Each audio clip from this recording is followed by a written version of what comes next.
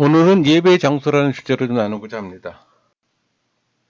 여러분, 구약 시대는 이스라엘 백성들이 성전과 성막과 어떤 특정한 지리적 장소에만 그 장소에서만 예배를 했어요. 그러니까 사마리아 여인이 예수님께 요한복음 4장 20절에서 말한 이유입니다. 우리 조상들은 이 산에서 예배하였는데 당신들의 말은 예배할 곳이 예루살렘에 있다 하더이다. 그러니까 사마리아 여인이 예수님께 자기가 어디서 예배하는 것을 원하시는지를 물었던 거예요. 그래서 요한복음 4장 21절에서 대답합니다. 예수께서 이르시되 여자여 내 말을 믿으라. 이 산에서도 말고 예루살렘에서도 말고 너희가 아버지께 예배할 때가 이르리라. 그러니까 다른 말로 하면 예수님께서는 그 여인에게 얼마 안 있어 두고 다 없어짐으로 두고 다 예배 처소가 되지 못할 것이라는 걸 지금 말씀하시는 거예요. 그러니까 예수님께서 예배가 이제는 그리심산이나 예루살렘에서 하지 않게 될 거라고 좀 말씀하신 겁니다. 그렇다고 뭐 성막이나 성전 또는 의식이나 제사 제도를 의미를 부인하는 건 아니에요. 예수님께서 하나님이 백성들에게 주신 상징이나 예표, 어떤 모형적인 모든 것들을 부인하는 것은 아니라는 겁니다. 다만 눈에 보이는 성전이나 제사나 제사장들이 더 이상 필요하지 않을 때가 온다고 말씀하시는 거예요. 그 이유는 신자 개개인이 산 성전, 살아있는 성전과 살아있는 제사장이 될 것이기 때문에.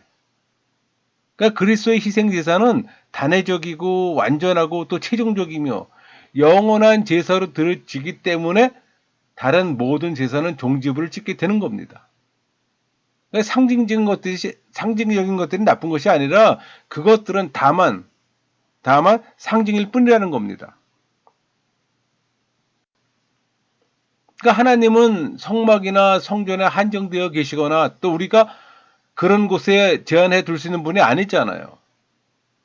성막이나 성전은 하나님의 백성이 예배하도록 마음의 자극을 주는 수단으로 그것들은 상징일 뿐이에요. 새 언약에 있어서 그 상징들은 실제로 대치됨으로써 외적인 것에서 내적인 것으로 바뀌게 된 겁니다. 그러니까 예수님께서 사마리아 여인에게 예배 처소로 알려진 모든 장소들이 폐하여질 것이라고 말씀하신 거예요. 그러니까 예수님께서 운명하실 때 성전의 휘장이 위로부터 아래로 찢어져 나누어져 누구든지 지성소로 곧장 들어갈 수 있게 됐잖아요.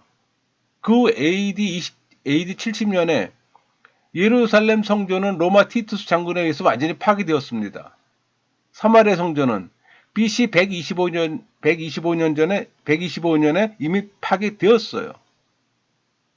그러니까 모든 상징적인 제도들은 다 제거된 겁니다. 이제 성전도 없고 눈에 보이는 상징적인 건물도 없으니 하나님을 어디서 예배해야 되느냐 하는 질문을 할 겁니다. 그러니까 사도 바울은 우리 고린도서 6장 19절 너의 몸은 너희가 하나님께로부터 받은 바 너희 가운데 계신 성령의 전인 줄 알지 못하느냐 너희는 너희 자신의 것이 아니라 이렇게 말했습니다. 그러니까 우리는 신앙인으로서 성령께서 거하시는 살아있는 성전이에요. 여러분이 성령 세례 받은 신앙인이라면 여러분의 몸이 성전인 겁니다. 여러분이 내가 어디 가든지 하나님께 예배할 수 있다는 뜻입니까? 라고 묻는다면 네, 그렇습니다. 답할 수가 있어요. 여러분은 산, 바다, 집이나 운전할 때나 쉴 때나 걸을 때나 하나님을 예배할 수 있다는 겁니다. 어떤 환경에 처해 있든지 상태가 어떠하든지 하나님께 예배할 수 있다는 겁니다. 그렇다면 교회 가지 않아도 예배할 수 있나요? 이런 질문이 생깁니다. 어떤 의미에서는 옳은 말이에요. 그러니까 여러분은 예배하러 교회당에 나갈 필요가 없어요. 이렇게 말하면 오해하는 사람들이 있어요. 그래서 다른 차원에서도 생각해 봐야 합니다. 오늘날에도 하나님께서 자신의 백성들과 만나는 장소인 예배 장소로의 성전이 있어요. 이제 그 특별한 예배 장소에서 나누고자 합니다. 우리 에베소서 2장에서 사도 바울은 그리스도인에 대해 아주 생생한 용어를 사용해서 묘사하고 있어요. 또 그들을 분리된 성도 개개인이 성전이라는 입장으로서가 아니라 집합적인 것으로 묘사하고 있습니다. 우리 에베소 2장 19절 볼까요? 그러므로 이제부터 너희는 외인도 아니요 나그네도 아니요 오직 성도들과 동일한 시민이요 하나님의 권속이라. 그러니까 사도 바울은 모든 그리스도인들을 동일한 시민으로 지금 보고 있는 겁니다. 그런 다음 우리 모두 하나님의 권속이라고 말해요. 다른 말로 하면 우리는 한 가족이라는 겁니다. 다만 우리가 동일한 시민으로서 보통 어떤 가족처럼 혈연적으로만 연관되는 것이 아니라 우리 20장에서 21절 22절 볼까요? 너희는 사도들과 선제들의 터 위에 세우심을 입은 자라. 그리스도 예수께서 친히 모퉁이 돌이 되셨느니라. 그의 안에서 건물마다 서로 연결하여 주 안에서 성전이 되어가고 너희도 성령 안에서 하나님의 거하실 처소가 되기 위하여 그리스도 예수 안에서 함께 지어져 가느니라. 한 건물로서 연결되어 있다고 얘기합니다. 그 말은 우리가 연결되어 한 건물들을 이룬다는 의미예요. 그러니까 하나님께는 특별한 건물이 있어요. 그게 뭘까요? 그것은 가시적인 구속받은 성도들의 모임입니다. 우리가 함께 모일 때 우리는 독특한 방법으로 하나님의 성전을 이루게 되는 거예요. 이와 같이 우리는 개개인이 성전일 뿐 아니라 집합적으로도 하나님이 거하시는 하나님의 거대한 성전이에요. 그래서 집합적이라는 표현은 성도들이 모이는 걸 말하는 겁니다. 우리 베드로전서 2장 5절 너희도 산돌같이 신령한 집으로 세워지고 예수 그리스도로 말미암아 하나님이 기쁘게 받으실 신령한 제사를 드릴 거룩한 제사장이 될지니라. 너희도 산돌같이 신령한 집으로 세워지고 이렇게 말합니다. 우리는 산돌이에요. 리빙스톤스입니다. 그러니까 우리가 함께 모일 때 우리는 하나님께서 그 모임의 독특한 방법으로 자신을 나타내시는 예배의 처소를 이루게 되는 거예요. 그분은 우리가 혼자 있을 때는 자신을 나타낼 수가 없어요. 왜냐하면 하나님께서는 사람들을 통해 우리에게 다가오시기 때문에. 그래서 하나님의 사역은 사람을 매개체로 합니다. 그 사도 바울은 고린도후서 6장 16절 하나님의 성전과 우상이 어찌 일치가 되리요. 우리는 살아계신 하나님의 성전이라. 이와 같이 하나님께서 이르시되 내가 그들 가운데 거하며 두루 행하여. 이렇게 말하는데 하나님께서는 우리가 함께 모일 때 우리 중에서 활동하고 계시는 거예요. 그러니까 하나님의 사역에는 사람들을 사용한다고 말씀드렸잖아요.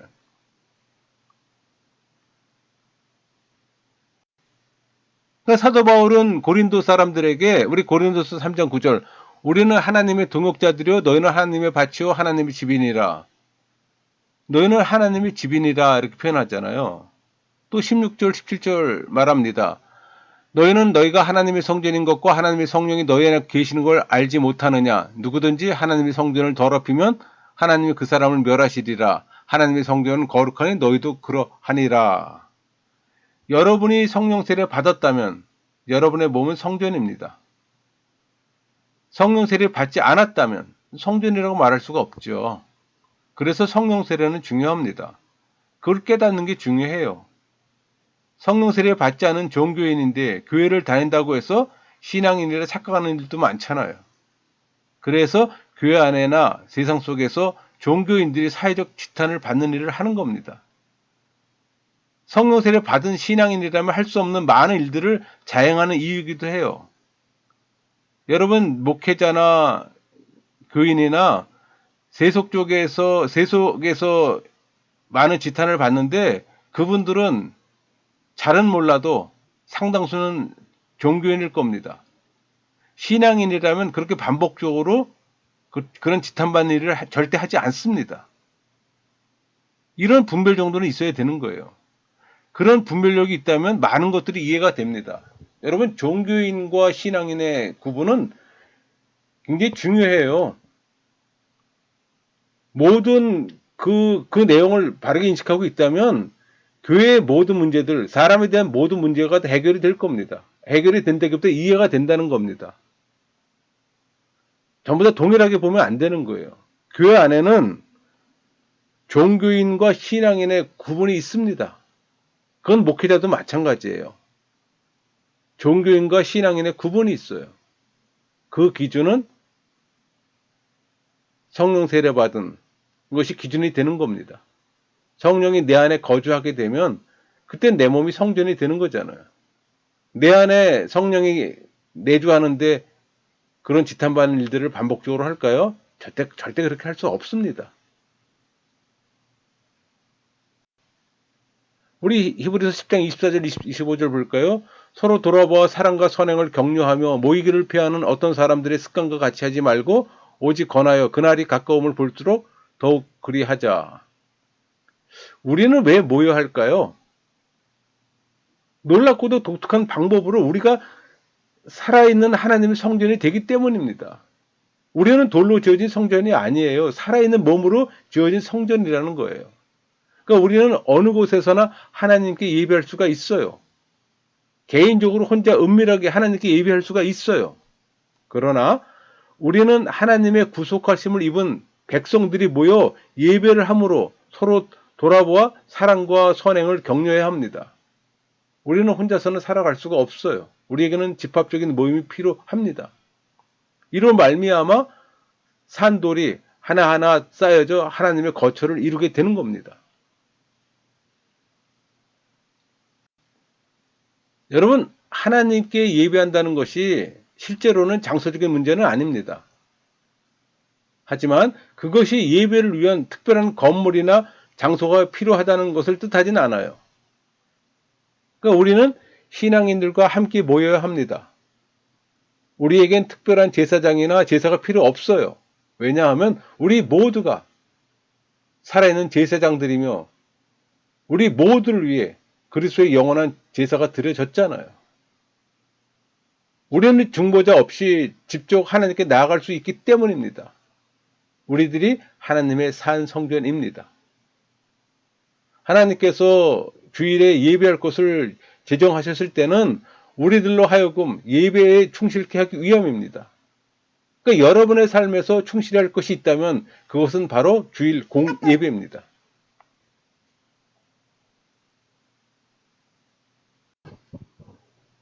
그러니까 여러분은 세상에서 혼자 살아갈 수는 없어요. 또 성도들의 모임을 소홀히 여기는 것은 모이기를 피하지 말라는 하나님의 명령을 거역하는 겁니다.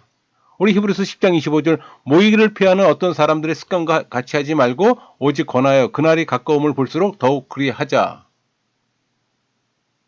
여러분은 매 주일마다 하나님의 구속하심을 입은 이 백성들이 함께 모이는 예배의 초소로 나가야 합니다.